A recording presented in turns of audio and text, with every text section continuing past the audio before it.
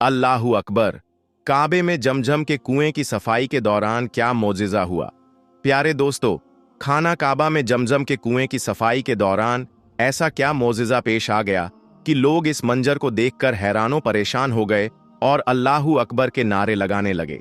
प्यारे दोस्तों, खाना काबा में तो आए रोज कोई ना कोई ऐसा वाकया रोनुमा होता ही रहता है जो लोगों के लिए नसीहत के तौर पर रख दिया जाता है, और बहुत से लोग इससे नसीहत हासिल करके दोबारा इस मामले में नहीं पड़ते और इससे इबरत हासिल करते हैं।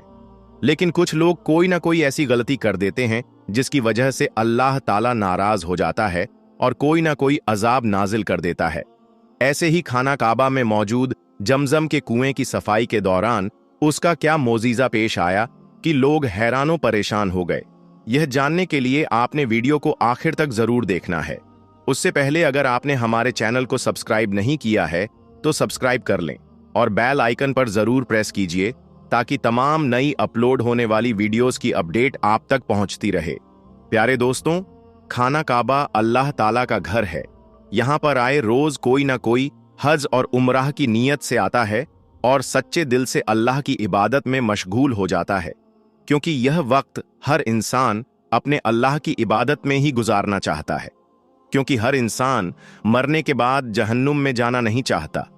हर कोई ही चाहता है कि वह जन्नत जैसा मुकाम हासिल कर पाए, लेकिन इसके लिए हर इंसान को अल्लाह की इबादत करनी होती है। लेकिन जो लोग अल्लाह की इबादत नहीं करते, अपने आप में ही मग्न रहते हैं और बेहयाई की तरफ रागिब हो जाते हैं, तो अल्लाह ताला कभी भी उनको जन्नत में दाखिल नहीं करेगा। उनके लिए अल्लाह ताला ने जहन्नुम तैयार की है जिसमें वह उनको बिना रहम के डाल देगा और वह लोग कयामत तक ऐसे ही उस आग में जलते रहेंगे। और इस बात से तो सभी आगाह हैं कि कोई भी मुसलमान यह नहीं चाहता कि उसको कयामत वाले दिन जहन्नुम के अंदर डाला जाए, क्योंकि सब लोग ही मोमिन हैं और सब लोग जन्नत का मजा चखना चाहते हैं। अल्लाह ताला ने बहुत से लोगों को यह फेज अता किया कि वह उसके घर की सफाई और सुथराई करे, और ऐसे लोग बहुत खुश नसीब होते हैं जिनकी नौकरियां खाना काबा की सफाई के लिए खास होती हैं। हर कोई ही इस नौकरी के लिए किसी भी हद तक जाने को तैयार होता है, लेकिन बहुत खास लोग होते हैं जिनके नसीब में यह नौकरी आती है। और जिन लोगों के नसीब में यह नौकरी आती है ना, वह अल्लाह ताला के बहुत करीब होते हैं, क्योंकि अल्लाह के घर की सफाई तो हर कोई ही करना चाहता है। दोस्तों, आबे जमजम का कुआं भी खाना काबा में मौजूद है। बहुत सारे लोग अपने खानदान वालों के लिए जमजम का पानी तोहफे की सूरत में लेकर आते हैं जब भी वह लोग हज और उमराह की नीयत से खाना काबा जाते हैं। दोस्तों, बहुत दिनों से यह बात खाना काबा में गर्दिश कर रही थी कि जमजम के कुएं का पानी काफी मिट्टी वाला आ रहा है। इसी वजह से वहां मौजूद नुमाइंदे बहुत परेशान हो गए और उन्होंने फौरन ही आबे जमजम के कुएं की सफाई का फैसला किया। वैसे तो प्यारे दोस्तों, आबे जमजम का पानी एकदम शिफा वाला होता है, लेकिन जब से यह अफवाह फैली कि खाना काबा में मौजूद जमजम के पानी के कुएं के अंदर मिट्टी आ रही है, इसी वजह से नुमाइंदों ने फौरन ही यह फैसला लिया कि इसकी सफाई की जाएगी, और फिर फौरन ही सफाई करने वालों को बुला लिया गया। लेकिन वह नहीं जानते थे कि आबे जमजम का पानी अल्लाह ताला की तरफ से इंसानों के लिए यह एक तोहफा है, और यह अल्लाह ताला का बनाया हुआ एक कुआं है जिसके अंदर उन लोगों को दखल अंदाजी नहीं करनी चाहिए थी। लेकिन इन लोगों ने अपनी आदत से मजबूर होकर उसके काम में दखल अंदाजी की और बिना सोचे समझे कुएं की सफाई शुरू कर दी। लेकिन जो मोजिजा तमाम लोगों के सामने पेश आया वह सबके रोंगटे खड़े कर गया। जब खाना काबा में मौजूद आबे जमजम के कुएं की सफाई हो रही थी तो बहुत से लोग साथ ही खड़े हुए इस मंजर को देख रहे थे, और वहां की पुलिस भी खड़ी हुई थी, और बहुत सारे लोग जो वहां के रहने वाले थे और जो लोग अपने अपने मुल्कों से हज के लिए आए थे, वह सब के सब वहां मौजूद इस मंजर को देख रहे थे। एक आदमी कुएं की सफाई बहुत एहतियात के साथ कर रहा था। उसके चेहरे से यह बात साफ थी कि वह इसकी सफाई करके खुद को बहुत खुशनसीब तसव्वुर कर रहा था। लेकिन अचानक जैसे ही उसे साफ करने के लिए उसने दूसरे पानी का इस्तेमाल इसमें करना शुरू किया तो बहुत बुरी तरह से झटका खाकर पीछे गिरा। यह सब काम हैरान करने वाला था कि यह क्या हुआ। तमाम लोग इस बंदे की तरफ बढ़े और पूछने लगे, तुम्हें क्या हुआ भाई? उठो और सफाई करो, ऐसे गिर क्यों गए हो? लेकिन वह बोलने की बिल्कुल भी हालत में नहीं था। उसका जिस्म एकदम निढाल बन गया था। वह बार बार अपना सर ना में हिलाने लगा। सबने समझा कि शायद वह बीमार हो चुका है, इस वजह से इसकी यह हालत हो गई। फिर फौरन ही एक और सफाई करने वाले को बुला लिया गया, लेकिन उसने भी जब दूसरे पानी का इस्तेमाल करना शुरू किया, वह पानी एकदम से बहुत तेजी से आया कि वह ऊपर की तरफ उड़ गया और इतनी तेजी से जमीन पर गिरा कि उसके सर से तेज खून बहने लगा। यह मंजर देखकर सब लोग हैरान और परेशान हो गए और अल्लाहू अकबर के नारे लगाने लगे, क्योंकि प्यारे दोस्तों, सबको अंदाजा हो चुका था कि खाना काबा में मौजूद जमजम के पानी के कुएं के अंदर हम लोगों को किसी भी किस्म की दखल अंदाजी नहीं करनी है। अल्लाह ताला ने इस पानी को साफ और शफाफ बनाया ही है, और इसके अंदर अगर हम दूसरे पानी की मिलावट करना चाहेंगे तो हम लोगों पर ऐसा ही अजाब नाजिल होगा। उन लोगों ने दोबारा जमजम के पानी के कुएं को छेड़ने की बिल्कुल कोशिश ना की और अपने अपने घरों को लौट गए। प्यारे दोस्तों, सब मुसलमान ही जानते हैं कि जमजम का कुआं किस तरह से दुनिया में वजूद में आया। अल्लाह ताला कभी भी अपने बंदों को तकलीफ में नहीं देख सकता। जब हजरत खलीलुल्लाह को अल्लाह ताला की तरफ से हुक्म हुआ कि अपनी बीवी और अपने बच्चे को बीच जंगल में अल्लाह के रास्ते में छोड़कर चले जाओ, तो उन्होंने अल्लाह ताला के हुक्म को मानते हुए ऐसा ही किया और अपनी बीवी हजरत हाजरा रजी अल्लाह ताला अन्हा और अपने बेटे हजरत इस्माइल अलैहिस्सलाम को छोड़कर जाने लगे। तो उनकी बीवी ने उनसे पूछा, ए खलीलुल्लाह, आप हमें इस तरीके से बीच जंगल में छोड़कर ऐसे कैसे जा सकते हैं? हम इस जंगल में कैसे जिंदा रहेंगे? तो उनके शौहर ने कोई जवाब ना दिया और वह वहां से जाने लगे। लेकिन उनके 2 दफा पूछने पर भी जब उन्होंने कोई जवाब ना दिया, तो उन्होंने खुद ही एक और सवाल पूछा, क्या यह अल्लाह का हुक्म है? और जैसे ही उन्होंने अपना सर हां में हिलाया, तो हजरत हाजरा ने अपने हाथों से उनका दामन, उनका पल्लू छोड़ दिया और उनसे कहा कि हम अल्लाह की अमान में हैं, आप जा सकते हैं। लेकिन प्यारे दोस्तों, वह जंगल ऐसा था कि ना वहां पर पानी था और ना खाने के लिए खुराक। वह तो एक औरत थी, अपनी भूख और प्यास को बर्दाश्त कर सकती थी, लेकिन उनका मासूम बच्चा जो अभी चंद महीना का ही था, वह भूख बर्दाश्त नहीं कर सकता था। उसको मां के दूध की सख्त जरूरत थी, लेकिन पानी न होने की वजह से उनका दूध सूख चुका था और वहां दूर दूर तक पानी मौजूद नहीं था। जब एक मां ने अपने बेटे को भूख और प्यास से बिलखता हुआ देखा, तो वह जंगल में इधर उधर भागने लगी। वह कभी सफा की पहाड़ी पर भागती तो कभी मरवा की पहाड़ी पर, ताकि वह अपने बच्चे के लिए कहीं से पानी ढूंढ पाए और अपने बच्चे की भूख मिटा पाए। लेकिन ना उन्हें सफा में पानी मिला और ना ही मरवा में, और वह कुछ महीनों का बच्चा प्यास से तड़प तड़प कर एड़ियां रगड़ने लगा। जब हजरत इस्माइल अलैहिस्सलाम ने भूख की तेजी से अपनी एड़ियां रगड़ी, तभी अल्लाह ताला ने अपना ऐसा करिश्मा किया कि उनकी एड़ियों के रगड़ने से चश्मा फूटा और तेजी से वहां पर पानी जमा होने लगा। अल्लाह ताला ने जब एक मां को अपने बच्चे के लिए इतना बिलखते हुए देखा, तो उसने उसी वक्त अपना करिश्मा दिखा दिया और पानी का इंतजाम कर दिया। और जिस तरह से हजरत हाजरा रजी अल्लाह ताला अन्हा सफा और मरवा की पहाड़ियों के बीच में दौड़ी थी, अल्लाह ताला ने एक मां की तड़प को देखते हुए इसे हज का एक रुक्न करार दे दिया।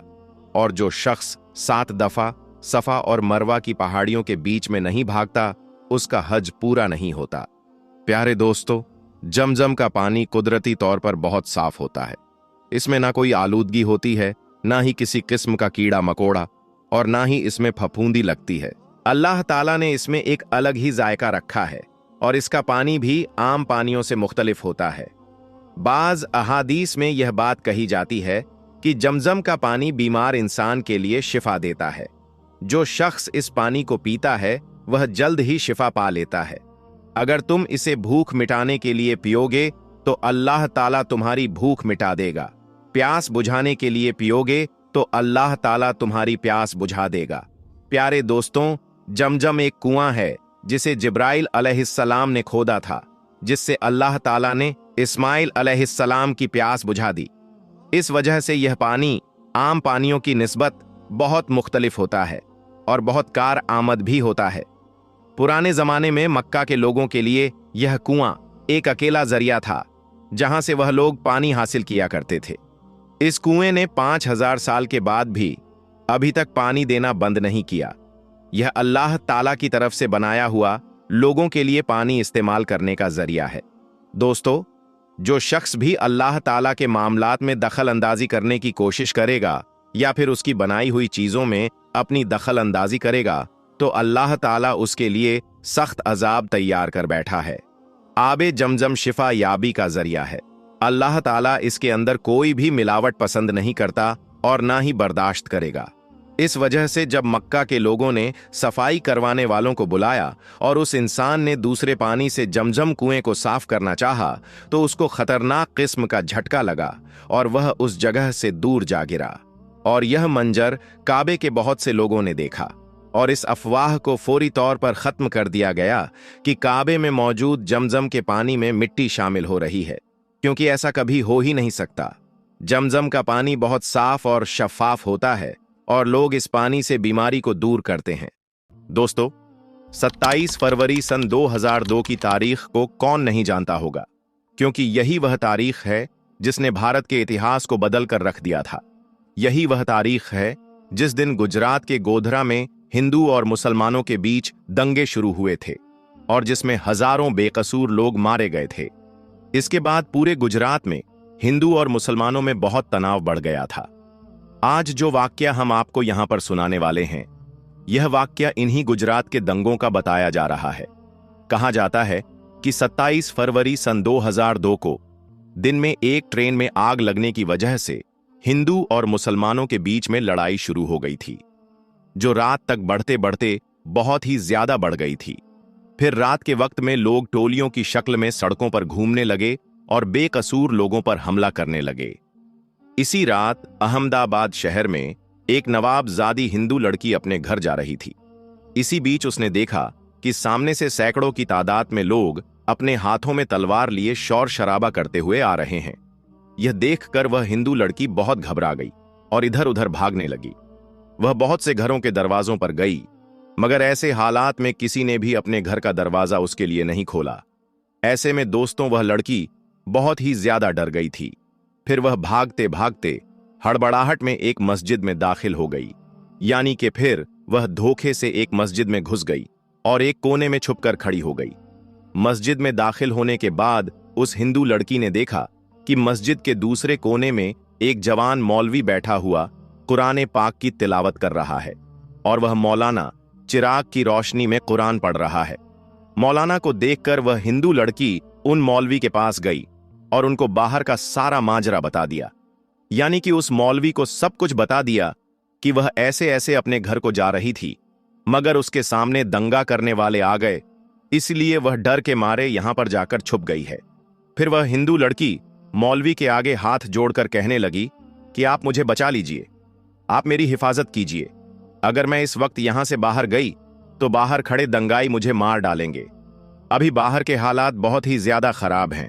ऐसे माहौल में अब मैं अपने घर को नहीं जा सकती हूं, इसीलिए अब मैं रात भर यहीं पर रहकर रात गुजारना चाहती हूं। फिर वह हिंदू लड़की हाथ जोड़कर मौलवी से कहने लगी कि मैं आपके सामने हाथ जोड़ती हूं, आप मुझे रात भर यहां पर रुकने की इजाजत दे दें। दोस्तों, लड़की की इन बातों को सुनने के बाद मौलवी साहब उठे और मस्जिद के दरवाजे पर गए और बाहर के हालात को देखने लगे। मौलवी साहब ने देखा कि बाहर के हालात वाकई में बहुत ज्यादा खराब थे। सैकड़ों की तादाद में लोग हाथों में लठ लिए इधर उधर घूम रहे हैं और बहुत से लोग हाथों में तलवार लिए मस्जिद के बाहर खड़े हुए हैं। यह देखकर मौलवी साहब भी बहुत डर गए। उन्होंने मस्जिद का दरवाजा बंद किया और अंदर जाकर उस लड़की को मस्जिद में रुकने की इजाजत दे दी। अब वह नवाबजादी हिंदू लड़की मस्जिद के एक कोने में आकर बैठ गई।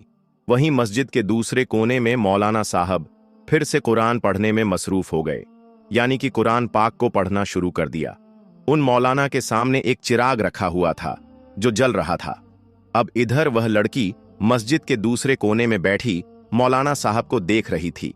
तभी उस लड़की ने देखा कि मौलाना साहब ने कुरान पढ़ने के दौरान अपनी एक उंगली को उस चिराग में डाल दिया और अपनी उंगली को जलाने लगे। फिर थोड़ी देर के बाद मौलाना ने एक सिसकी भरकर वापस अपनी उंगली को चिराग से बाहर निकाला और फिर से वह कुरान पाक पढ़ने लगे। थोड़ी देर के बाद में लड़की ने फिर देखा कि वह मौलाना फिर से वही काम करने लग गए हैं। यानी कि उन्होंने फिर से अपनी उंगली को चिराग में डाला और थोड़ी देर जलने के बाद में उन्होंने वापस अपनी उंगली को बाहर निकाल लिया और फिर से कुरान पाक पढ़ने लगते हैं। मस्जिद के दूसरे कोने में बैठी वह हिंदू लड़की यह सारा मंजर अपनी आंखों से देख रही थी। यह देखकर वह लड़की हैरान और परेशान हो गई और सोचने लगी कि यह मौलाना साहब कहीं पागल तो नहीं हो गए हैं जो बार बार अपनी उंगली को आग में जलाते हैं। खैर दोस्तों, फिर ऐसे सोचते सोचते उस लड़की की आंख लग गई, यानी कि उसको नींद आ गई और फिर पूरी रात निकल गई और सुबह हो गई। सुबह वह मौलाना उठे और मस्जिद के दरवाजे पर गए और उन्होंने बाहर के हालात देखे। मौलाना ने देखा कि उस वक्त बाहर कोई भी नहीं था, यानी कि सारे दंगाई वहां से जा चुके थे। फिर वह मौलाना उस लड़की के पास गए और कहने लगे कि बहन उठो, हमारी नमाज का वक्त हो गया है। अभी थोड़ी देर के बाद ही यहां पर बहुत सारे नमाजी आने वाले हैं, इसीलिए अब तुम्हारा यहां पर रुकना मुनासिब नहीं है, क्योंकि अगर लोगों ने तुमको यहां पर देख लिया तो लोगों में बदगुमानी पैदा हो जाएगी, लोगों में एक डाउट पैदा हो जाएगा। इसीलिए अब तुम जल्दी करके यहां से चली जाओ। और मैंने बाहर जाकर देख भी लिया है, अब बाहर के हालात नॉर्मल हैं, बाहर का रास्ता भी साफ हो चुका है, अब आप आसानी से अपने घर को जा सकती है। आओ, अब मैं तुमको बाहर तक छोड़ देता हूं। यह सुनकर उस लड़की ने कहा कि अगर बाहर का रास्ता साफ हो चुका है तो अब मुझे जाने में कोई हर्ज नहीं, मगर मैं जाने से पहले आपसे एक बात जरूर पूछना चाहूंगी। मैं आपसे एक सवाल करना चाहती हूं, पहले आप उसका जवाब दें। यह सुनकर मौलाना साहब कहने लगे, पूछिए, आप क्या पूछना चाहती हो? तो वह कहने लगी कि मौलाना साहब, आप यह बताइए कि आप रात भर अपनी उंगली को चिराग में जलाने की कोशिश क्यों कर रहे थे?